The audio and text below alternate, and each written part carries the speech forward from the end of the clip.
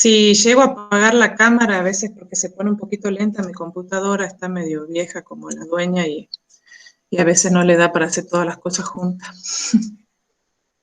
Bueno, con esto empezamos.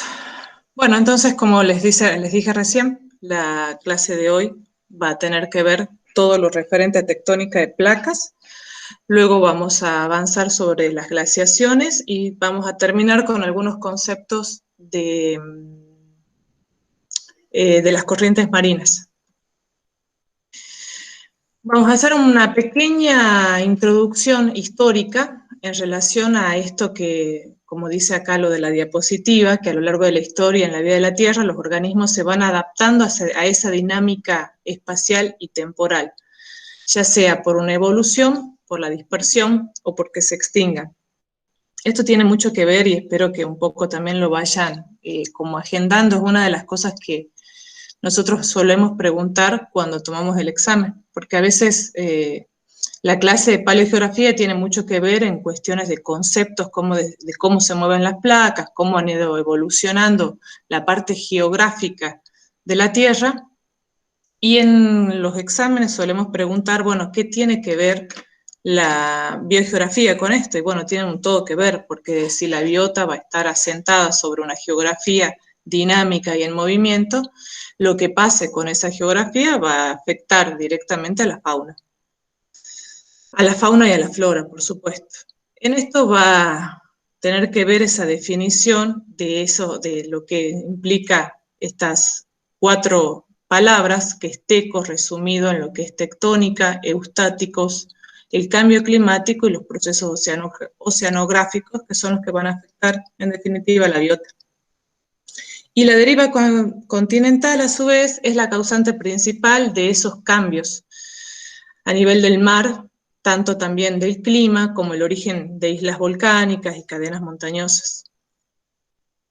Esta teoría de la tectónica de placas y esa deriva continental ha tenido un desarrollo de unos 50 años, o sea, no ha sido algo que una sola persona lo haya pensado y desde ahí se formula. Ha sido un conjunto de ideas a lo largo del tiempo y a lo largo de la capacidad tecnológica que ha tenido la humanidad para poder llevar a concretar y a unir todos los procesos y a formularla la teoría.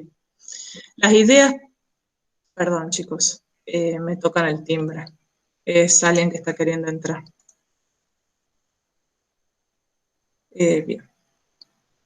Sigo presentando. Toca el timbre, digo yo.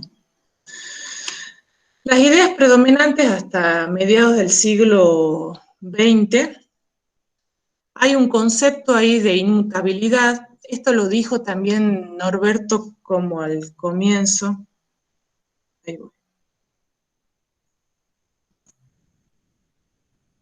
Al comienzo de las clases, como debe ser una de las primeras clases que habló Norberto, sobre las ideas que había hasta mediados del siglo XX. Las ideas de inmutabilidad tienen que ver con que la Tierra estaba rígida, que no se movía, estática. Y todas las explicaciones se basaban, ya sea en dogmas religiosos o, o a ver cómo podía ser el organismo para dispersarse, que son las que propone Darwin. Darwin no era particularmente de poder inferirle a todo una explicación religiosa, justamente las ideas de Darwin están relacionadas con el dispersalismo. Entonces él todo el tiempo trata de pensar ideas de cómo un organismo se puede dispersar a otro lugar, si es que hay puentes, si es que hay rutas, y cómo lo hace, pero siempre con esa idea de una tierra rígida, de una tierra sin movimiento. Y es la biota la que se mueve a su vez en torno a esa tierra rígida y en la forma como la conocemos ahora. Las primeras ideas de esa deriva continental, o sea, de que los continentes no han estado a lo largo de toda su historia en la posición en la que están ahora, surge, uno de los primeros es un geólogo de Estados Unidos, en 1910, Frank Taylor empieza a hablar de que habría habido un desplazamiento de los continentes de norte a sur.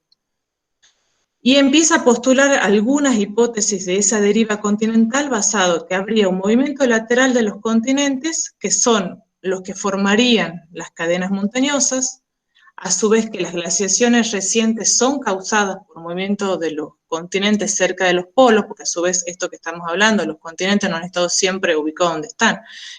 A lo largo de la historia, en más de un caso, ha estado muy hacia el sur los continentes.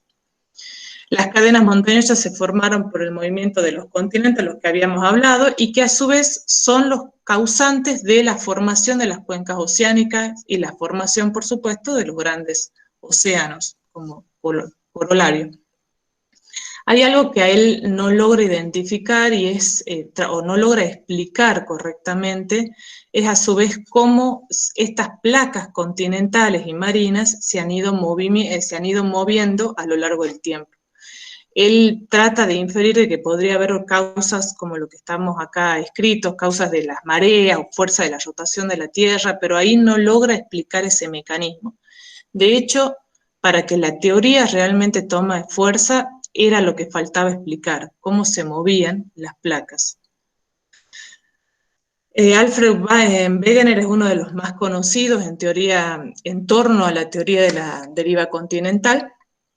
Él también propone lo mismo, que las placas se han movido y que parte de eso, parte de su hipótesis está basada en que él superpone los bordes de los continentes, los márgenes continentales, y él ve que es prácticamente un ensamble como de un rompecabezas. También él encuentra una evidencia fósil, que es la que estaría soportando esa deriva continental. La ubicación de las cadenas montañosas, si uniéramos las placas, cómo podrían haberse formado las cadenas montañosas, tendría una explicación si lo pensamos en un movimiento de placas. También una de las fallas o lo que no alcanza a explicar en Wegener es cómo se mueven esas placas, qué las hace moverse en torno a la superficie. Hasta que surge la teoría, o sea, se logra plasmar la teoría hacia finales hacia finales de los años 50, comienzo de los 60. Tiene mucho que ver ahí la historia de la humanidad, estábamos transitando, finalizando la Segunda Guerra Mundial, y producto de las exploraciones marinas para que los buques de guerra pudieran navegar en los océanos, se obtiene mucha información del fondo del mar. Y es una de las cosas que permite como terminar de cerrar la teoría de la tectónica de placas. Es una teoría, por eso decimos que es una teoría como absolutamente unificadora, porque va a poder explicar muchos de los patrones biogeográficos que uno ve, los sismos, por qué los sismos ocurren donde ocurren, por qué los volcanes están, sobre todo en ciertas áreas, las transgresiones marinas, los cambios paleomagnéticos, paleoclimáticos también, el surgimiento de las cadenas montañosas. Y a su vez, esto es lo que yo les decía también en relación a esas preguntas de exámenes. Más adelante lo vuelvo a repetir como para que para que vayamos reforzando la idea, que el movimiento de los continentes produce efectos en la biota claros, ya sea que produzca aislamiento como que puede producir comunicación entre las biotas. Y eso, por supuesto, si hay un aislamiento puede haber una especiación, o bueno, digamos, las comunicaciones hacen que las especies puedan dispersarse, especies que se vuelvan mucho más comunes en otras áreas que estaban aisladas, en fin. El efecto sobre la biota es sumamente grande y sumamente importante. El modelo propone, este modelo integrador está mostrando como resultado de que hay un grupo de placas principales, que son las placas que están acá. Sí se ve el mouse. Sí se ve el mouse. La placa norteamericana, la placa sudamericana, la africana, la euroasiática y la australiana son las principales placas sobre las cuales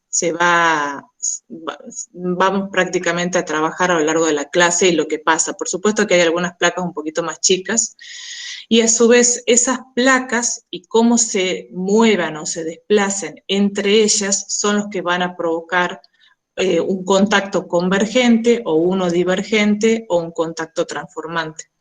Posteriormente lo vamos a ir viendo como paso a paso cada una de estos contactos. Un poco acá les pongo esta comparación que tiene una estrecha relación estas grandes placas con las grandes regiones propuestas a nivel mundial, que son las que yo les estoy mostrando acá, con la región neártica, neotropical, la paleártica, en fin, como para que tengan como un poco más la idea de que esa geografía está condicionando después esas características particulares que se pueden encontrar en ciertas áreas. Haciendo un repaso un poco como para poder entender lo que pasa a nivel tectónico, hacemos un repaso de cómo está formada la Tierra. La Tierra está formada por 3 grandes capas, y lo vamos a ver medio un poco como en grandes bloques. Hay un núcleo que está formado de hierro y níquel, con una capa central que es sólida, y una exterior que es mucho más líquida. El manto está formada por rocas silíceas más ricas en hierro y magnesio que la corteza, y las altas temperaturas hacen que los materiales silíceos sean lo suficientemente dúctiles como para fluir. Por eso la parte superficial, la parte externa del manto, junto con la corteza, son las capas que se van a ir desplazando y moviéndose a lo largo de los eventos geológicos que van pasando. Y la corteza terrestre es la parte más externa que tenemos de la superficie. En la corteza terrestre tenemos 2 tipos, una corteza continental, que es un poco más densa, mucho más antigua, de base granítica, y suele tener un espesor que ronda entre los 70 kilómetros en zonas montañosas. La corteza oceánica es mucho más densa, es de una base basáltica, es relativamente reciente, y es mucho más delgada. Suele tener más o menos unos 5 kilómetros de espesor. El modelo en sí de la tectónica de placa está incluyendo, o digamos lo que está mostrado acá en la diapositiva, es cómo es el movimiento de de las placas en la superficie de la Tierra. Nosotros tenemos ciertas regiones, que son estas que están señaladas, que está señalada acá como amarillo, que son las dorsales oceánicas, de donde terminan generándose unas corrientes de convección que van a salir a la superficie, y por cambios de temperatura se van a solidificar ese magma que sale a superficie, y al solidificarse va a empezar a formarse nueva corteza. Esa nueva corteza va a ir desplazándose y permitiendo un corrimiento de la capa oceánica, en muchos casos o mayormente es en las capas oceánicas, y posteriormente va a existir una zona que son las zonas de subducción, donde la placa va a ir introduciéndose por debajo de lo que es la capa continental, que es el proceso que más comúnmente pasa, lo cual no quiere decir que siempre pase de esta forma. Lo que sí es claro es que las corrientes de convección son los que están haciendo fluir ese magma, y es lo que estaría formando la nueva corteza. Por supuesto, toda la zona de formación de nueva capa es una zona con mucho movimiento, que se lo llama también la zona del rift también, y la zona de subducción, que es la zona donde mayor movimiento de capas entre sí hay, son las que van a producir grandes eventos sísmicos, como también formaciones de volcanes. Es una zona, sumamente complicada, telúricamente hablando. Dentro de lo que yo les había dicho al comienzo, dentro de estos movimientos de las capas, podía haber como de 3 tipos de movimientos que suceden entre las capas. Los bordes constructivos o divergentes, que son los que están en las dorsales, los que estábamos hablando, que son esas fracturas de la litosfera, donde va a salir el magma y que es la que va a formar una nueva capa. En general, lo que yo les decía, normalmente estos bordes constructivos o esta formación de nueva capa suele estar en el mar. Es en general, lo cual no es solamente así. Esta es una dorsal atlántica, eso también ha sido a veces algunos ejemplos que le hemos pedido a los chicos, donde ustedes pueden encontrar un borde constructivo, ¿no? Entonces, una de las clásicas que uno utiliza siempre es la dorsal oceánica atlántica. Después les voy a mostrar una diapositiva de cómo se ve la dorsal con una vista satelital. Y lo que les decía que no solamente esta formación de placas se da en las cuencas oceánicas, también hay algunos lugares, como este es el caso del Valle del Rift en África, donde también se está viendo formación de nueva placa y no necesariamente tiene que ser una placa marina. En este caso estamos hablando de placa de un área continental. De hecho, lo que se especula es que unos cuantos miles de años se va a separar completamente esta región de lo que es África. Todo lo que es esta región que se está dividiendo, esta es una región que termina con lo que es Egipto, donde está el Nilo, toda esta cuenca se iría abriendo y separando del resto.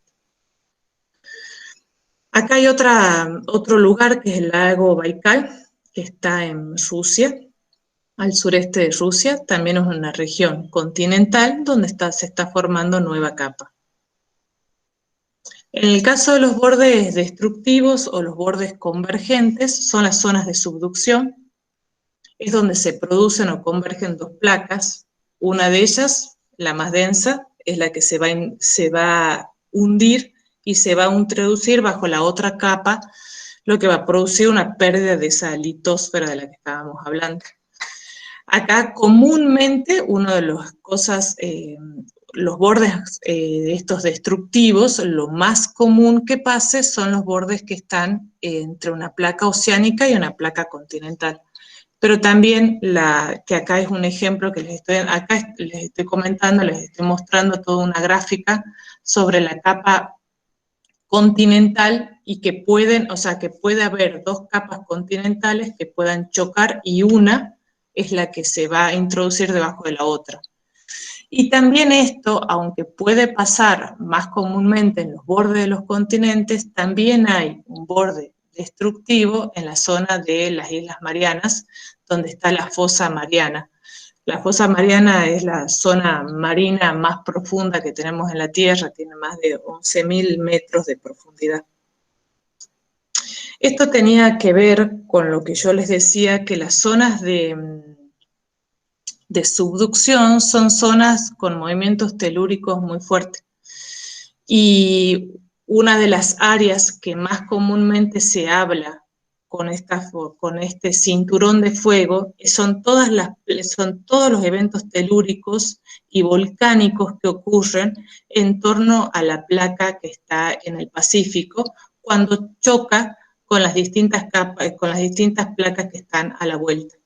Entonces, ustedes habrán sentido muchísimas veces el tema de cómo en la región, todo el área de Asia, la zona de Filipinas, la zona de Japón, en fin, está lleno de eventos geológicos muy fuertes que va condicionando muchos sismos, terremotos y demás. Nosotros también tenemos las erupciones volcánicas como una de las consecuencias también más claras, también producto de ese movimiento tectónico.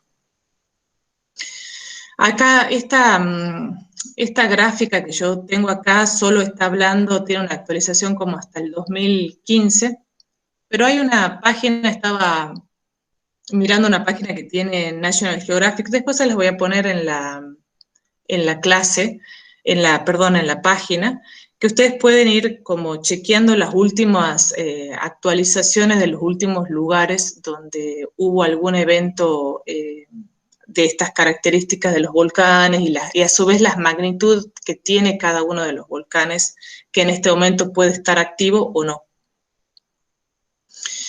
Bueno, este es un mapa donde muestra las principales regiones con el mayor riesgo sísmico en el mundo. Nuevamente todo lo que es la costa pacífica la costa pacífica en América, como todo lo que es Asia y la zona de Oceanía también es una zona que tiene fuertes movimientos telúricos, aunque no por eso es menor también en la región esta que estamos viendo de la India, en la zona de Asia.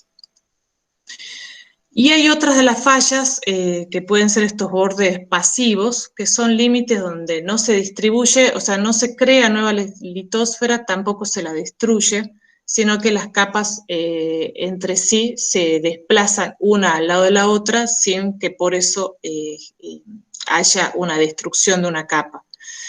Esta es la falla de San Andrés, es una de las fallas transformantes más conocidas. ¿Cuáles son las evidencias que teníamos en torno a la tectónica de placas? Una de las evidencias que se empieza a ver, que se empiezan a evaluar para apoyar la teoría es las evidencias estratigástricas. Son similitudes, nunca lo puedo decir bien a la palabra, son similitudes de capas de sedimento, o sea, cómo se ha ido formando el sedimento y la similitud que se fue dando entre las distintas costas y el parecido que tenían es lo que ha llevado a pensar que a su vez las placas, por ejemplo, lo que están mostrados acá, que son los continentes que han formado Gondwana, habrían estado unidos en el pasado. En relación a los sedimentos glaciares se vio algo similar también. Esa huella que dejan los glaciares también cuando se retiran, se encontró un parecido enorme con las placas que forman lo que sería Gondwana o lo que habría formado Gondwana en un tiempo. Eso también ha soportado la teoría. En relación a la paleontología ha pasado un poco lo mismo. Hay muchos fósiles que se han encontrado, como por ejemplo los listrosaurios que están ocupando África, India y Antártida. Los terápsidos también, que comparten con América del Sur y África, los saurópsidos. Bueno, también en la fauna de Glossopteris, una de las faunas que nosotros, perdón, no es fauna, es flora.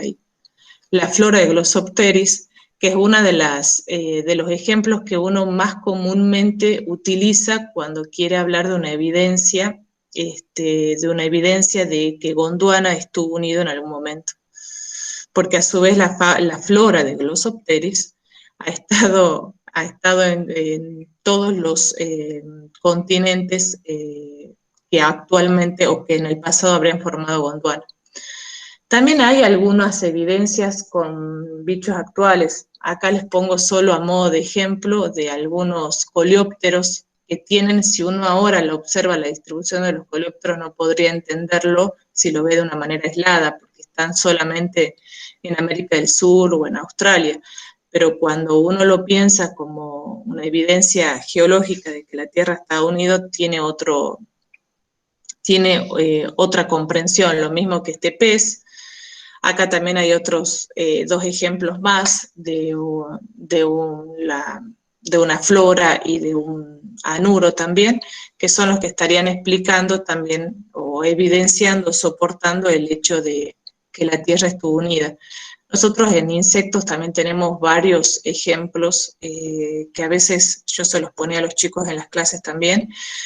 Nosotros tenemos familias de Ephemeroptera que son familias hermanas entre América del Sur y Australia, y claramente uno ve el parecido que hay, o sea, el linaje en común que solamente puede ser explicado a partir de la tectónica de placas.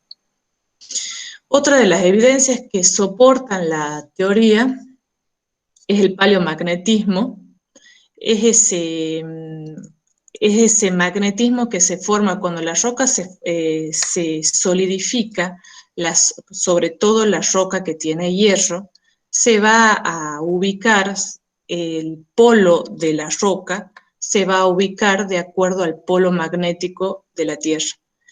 Entonces, y ese magnetismo no siempre no se mantiene constante, a lo largo de la historia de la Tierra ha ido cambiando. Entonces, eso también se ha ido observando, que cuando las rocas se fueron solidificando, ha habido una inversión del campo magnético a lo largo de la historia de la Tierra. Acá les estaba poniendo los autores que han ido proponiendo la historia de la teoría del paleomagnetismo.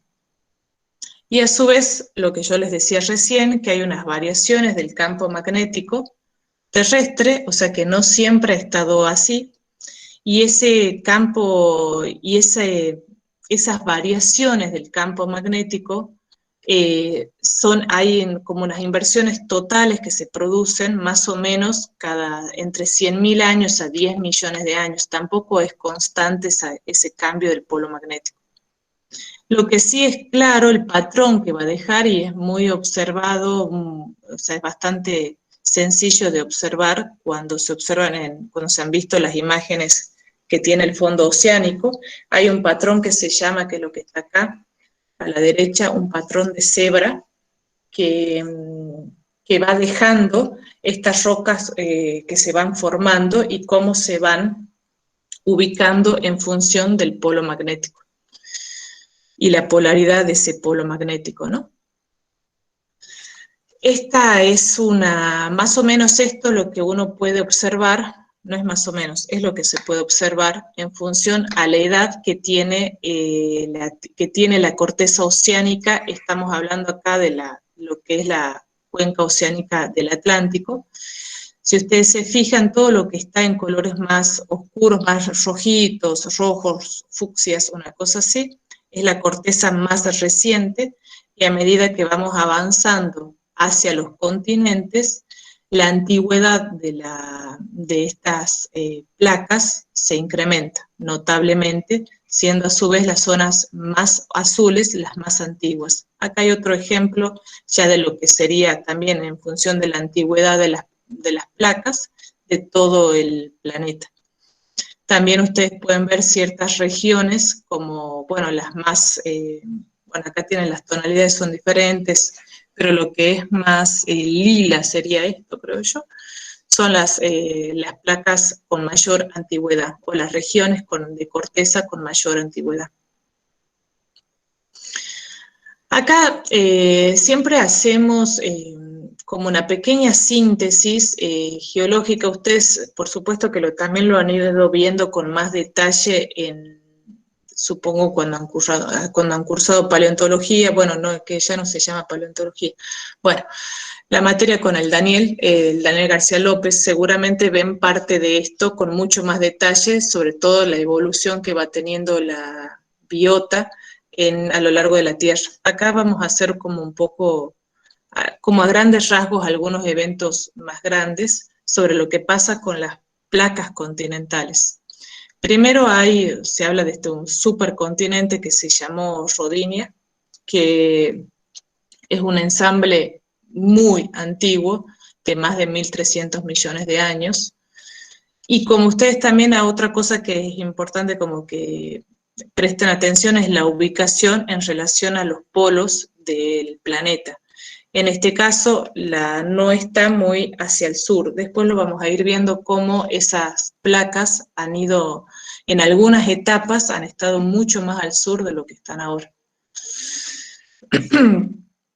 Acá les estoy diciendo, a su vez, este ensamble produjo en ese momento, en lo que es el Mesoproterozoico, un gran enfriamiento del clima a nivel mundial.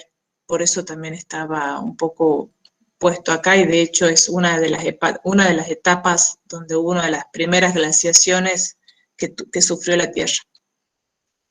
Bueno, supongo que sí lo conocen a este esquema estratigráfico, y lo que está marcado acá con esta flecha es la época en la que Rodinia habría estado vigente. Posteriormente se forma Gondwana. Ese es un ensamble que se forma hace unos 550 millones de años aproximadamente, 520 millones de años, y es un ensamble que permanece así por más de 300 millones de años. Y lo que yo les decía, en este caso, cuando Gondwana se forma, se ubica mucho más al sur de lo que conocemos ahora los continentes.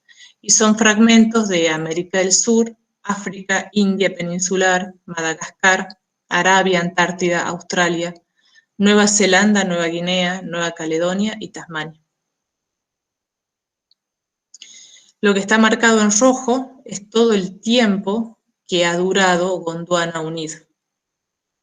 Como ven, es muchísimo el tiempo que ha durado. A su vez también, mientras Gondwana estaba formado, ha habido algunos eventos grandes, como es, por ejemplo, en el Cámbrico, que coincide con la aparición de los animales con partes duras. Se habla de una explosión del Cámbrico y una gran diversidad.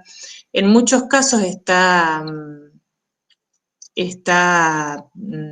referenciado claramente como grandes extinciones han ido seguidas de explosiones de diversidad para algunos grupos también, como también los eventos de glaciación seguidos después de una gran explosión de diversidad de muchos bichos. En lo que es el silúrico, las plantas es otro de los hitos que ocurre. Permiso, disculpen chicos. Ahora todos nos hemos enterado que Flor está llegando tarde. Le podemos decir y todo. Bueno, no le digamos nada. Las plantas en los primeros protobosques se forman en el Devónico. En el Carbonífero, a su vez, el Carbonífero está seguido de varias glaciaciones, y lo que es en la región de lo que incluye Europa junto a América, en lo que es en el Ecuador, estaba poblado por bosques pantanosos que formaron grandes depósitos de carbón en el hemisferio norte sobre todo, ¿no? Lo que es Euriamérica, digamos. Otro de los eventos importantes de ese tiempo. Posteriormente, mientras Gondwana estaba unida, se terminan de agrupar las otras nuevas masas continentales y se forma lo que es Pangea. Hacia el final del Paleozoico, o lo que es el Jurásico medio, se forma Pangea. La formación de Pangea produjo, por supuesto, una enorme masa continental unida, que eso trajo como corolario orígenes a los desiertos también, una gran desertización en ciertas áreas y enormes desiertos. También coincide con una fauna dominada por los amniotas. La mayor parte de los órdenes de insectos se originan en este periodo, de hecho los efemerópteros son de este periodo. Y el Paleozoico está terminando, lo que yo les decía, posteriormente a veces, después de una gran explosión, una gran explosión de diversidad, viene seguida de una gran extinción masiva, y hacia el final del Paleozoico se termina o culmina con una de las mayores extinciones que destruye más del 90% de los grupos de la época. Y eso va a dar lugar a su vez a una gran explosión de diversidad. Acá les estoy mostrando cómo extinciones masivas han ido permitiendo el surgimiento de nuevas formas de vida, mucho más complejas en algunos casos. En el Triásico, la sequía a su vez fue global, fue generalizada, hubo al menos 2 extinciones, pero el hecho de que Pangea estuviera unido es lo que ha permitido la sobrevivencia de muchas de las especies, porque han podido ampliar los rangos de distribución, y una de las cosas que se sostiene es que el organismo pudo sobrevivir gracias a buscar nuevos lugares más benignos para permanecer. A su vez también hay una revolución en la postura de los reptiles y de los sinápsidos, dando lugar a ese andar más vertical y al surgimiento de los arcosaurios, sobre todo los mamíferos, que son los que ustedes más conocen supongo que por Jurassic Park. No, mentira, porque ya han ido estudiándolo, no son chicos, solamente se han quedado en la infancia. Acá les estoy mostrando comparativamente lo que está en azul, es lo que hace a toda la etapa en la que Pangea estuvo unida. Hacia el final del Jurásico se empieza a separar Pangea y empieza a haber acá lo que está, ahí está el mouse, lo que empieza a formarse, se empieza a formar el océano Atlántico en lo que es el hemisferio norte. Y las placas empiezan a separarse. De todas formas, Gondwana sigue siendo un bloque unido, se separa posteriormente. Se produce también hacia el finales del Cretácico la ruptura de la Eurasia, todos los que son las placas que forman lo que es el Europa actualmente, lo que es también Estados Unidos, la parte de Norteamérica, no Estados Unidos solamente, de América del Norte, se empiezan a separar entre sí. Y empieza a su vez también la ruptura de Gondwana, con lo que va a traer también como una característica, va a ser el aislamiento de América del Sur, que es un poco también lo que les habló Daniel en la clase anterior. En el Cenozoico, los mamíferos reemplazan a los dinosaurios, los bosques de angiospermas se instalan en todo el mundo, y se denomina también lo que es el óptimo cálido del Eoceno. La separación de América del Sur junto con la Antártida y en el Eoceno, o sea, lo que está acá mostrado es cómo se termina de separar América del Sur de Antártida, de lo que es el sector sur, y también a su vez cómo ingresan los roedores cabiomorfos y los monos platirrinos que habrían ingresado en este momento, en esta época. Otro de los hechos sumamente importantes es lo que habló el Dani en la clase pasada, que es la formación del Istmo de Panamá. Una vez que América del Sur permanece aislada, el Istmo de Panamá se convierte en un gran canal o conexión entre las faunas de América del Norte con lo de América del Sur. De ahí venía, a veces la clase del Dani es a posteriores de esta clase de paleogeografía, donde él, bueno, lo que pasó con la clase anterior, donde él explica con mucho más detalle todo lo que ha incluido el Gavi, el Gavi y los Gavis, ese gran intercambio americano. Acá, como a modo de síntesis, les estoy marcando los principales eventos de los que estábamos hablando. Lo que estaba en rojo era lo que es Gondwana, en azul todo el tiempo que dura Pangea. Acá en este sector es la ruptura de Laurasia. Acá lo que estábamos hablando del ingreso de los roedores, que estábamos explicándoles recién, y a esta altura de la historia les estoy mostrando lo que sería la formación del Istmo de Panamá. ¿Cuáles son las consecuencias climáticas y biogeográficas de los cambios tectónicos? Suele haber una aparición o desaparición de barreras. Esto directamente puede provocar una vicarianza entre dos biotas o una dispersión, o por supuesto también cuando la fauna o flora no puede dispersarse o no puede especiarse, se puede también extinguir. Los cambios climáticos también pueden ser de distinta magnitud o afectar en distintos lugares de forma diferente. Y eso también puede afectar que los cambios climáticos sean diferentes latitudinalmente. Las glaciaciones no han afectado siempre de la misma manera a todo el planeta por igual. Hay regiones, y según las glaciaciones de las que estamos hablando, que han afectado mucho más ciertas regiones en vez de otras. También las consecuencias que pueden traer estos cambios tectónicos son cambios en las corrientes marinas. Que las masas continentales estén juntas o estén separadas permite o no una mayor circulación del mar. Y a su vez también eso trae aparejado la circulación atmosférica también, porque lógicamente que la circulación del aire no va a ser igual si tiene o no tiene masa continental con la cual chocar o no. Pasando a lo que son las glaciaciones y empezando a hacer perdón, voy a tomar un poquito de agua.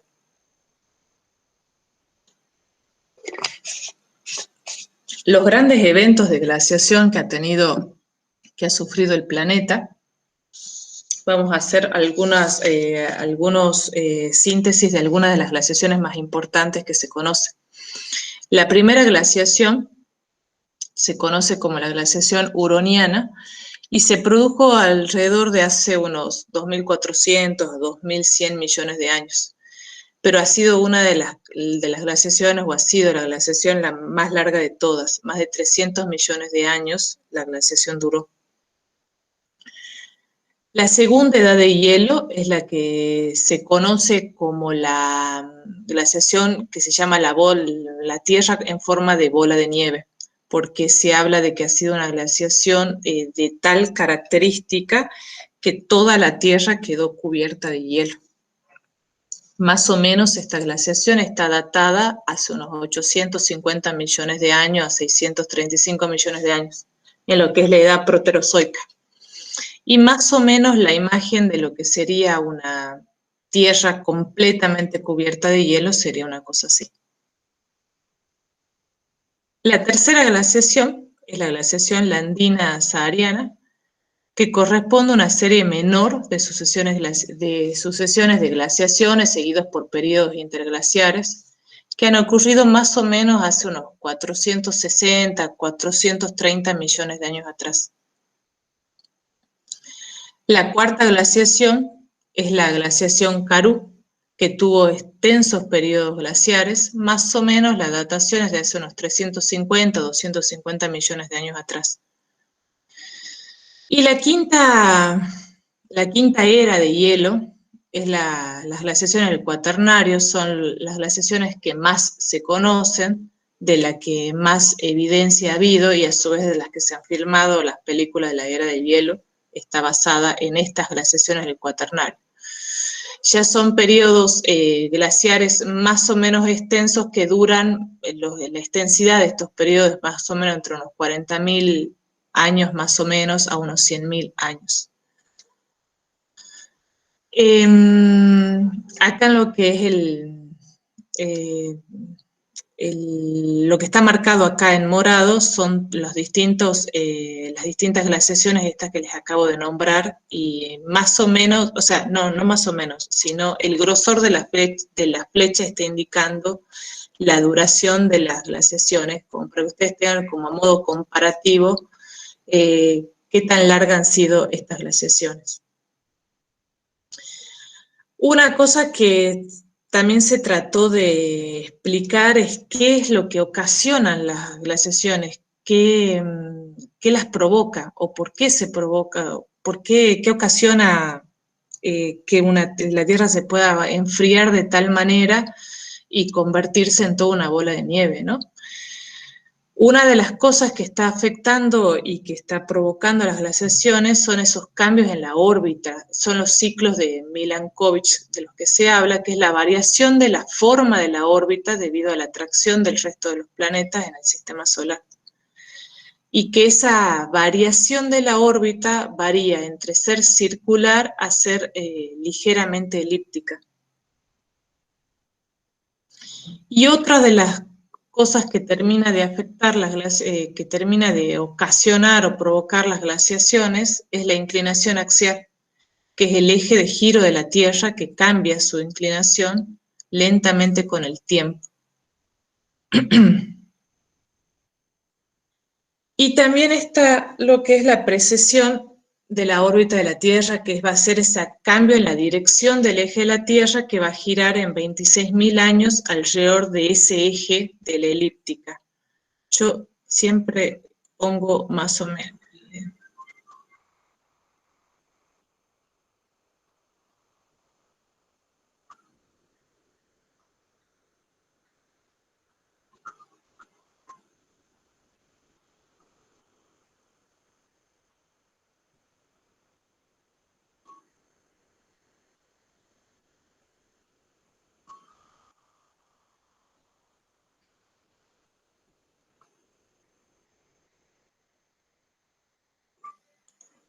Perdón, casi se los pongo de nuevo.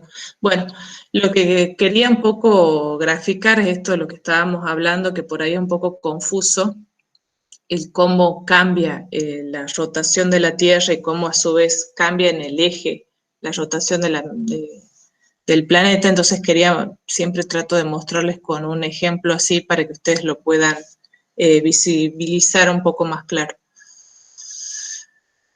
¿Cuáles son los relacionados, digamos, los eventos evolutivos que trae? Sí, 26.000 años, perdón, que estoy leyendo el chat. Pucha. Sí, 26.000 años tarda en hacer toda la rotación, sí. Los eventos evolutivos, a su vez que estábamos hablando, que a su vez lo fuimos viendo como en detalle cuando estábamos viéndolo anteriormente, y acá a modo de síntesis y de cierre se encuentra lo que es la radiación cámbrica, que es uno de los eventos evolutivos más importantes que ha tenido la historia de la biota. Hay un planeta cubierto por glaciares durante largos periodos de tiempo. Eso también trae consecuencias claras sobre la flora y la fauna, organismos que no pueden sobrevivir a climas tan fríos, o al revés, organismos que se adaptan claramente al enfriamiento de la Tierra. La temperatura, a su vez, media global de ese tiempo, de ese momento, llega incluso a tener menos de 50 grados. O sea, las temperaturas en periodos glaciares son sumamente bajas, sumamente difícil la sobrevivencia en ese momento. Y a su vez se va dando como un efecto circular. Cuanto más hielo tiene la Tierra, más se enfría a su vez también, porque los rayos solares reflejan sobre la superficie de la Tierra, entonces no logra tampoco calentar la superficie terrestre, entonces el enfriamiento es mayor. Entonces se va dando una serie de sucesos concatenados que llevan a un mayor enfriamiento y a que las glaciaciones a su vez sean mucho más profundas y se resienta más en la biota. Y otra de las consecuencias que traen las glaciaciones también es el hecho de que los océanos terminan teniendo un efecto moderador. Hay unas fluctuaciones de las temperaturas, al no tener los océanos como efecto moderador, perdón, ya que están como congelados, termina habiendo unas fluctuaciones enormes de las temperaturas entre el día y la noche, y también estacionales también, entre lo que es el verano, o lo que sería el verano y lo que sería el invierno. Entonces, eso también es un hecho sumamente importante que termina ocasionando las glaciaciones. En relación a las glaciaciones, perdón, yo preferiría ahora parar 5 minutos y ver si alguien más tiene, antes de hablar de las glaciaciones del Cuaternario. No están faltando mucho más, pero preferiría parar un momentito y ver si alguno tiene alguna pregunta o algo, y yo tomo agua y sigo. Y de paso paro la grabación. ¿Hay alguien que quiera hacer algún comentario o pregunta? ¿O quieren detener la grabación?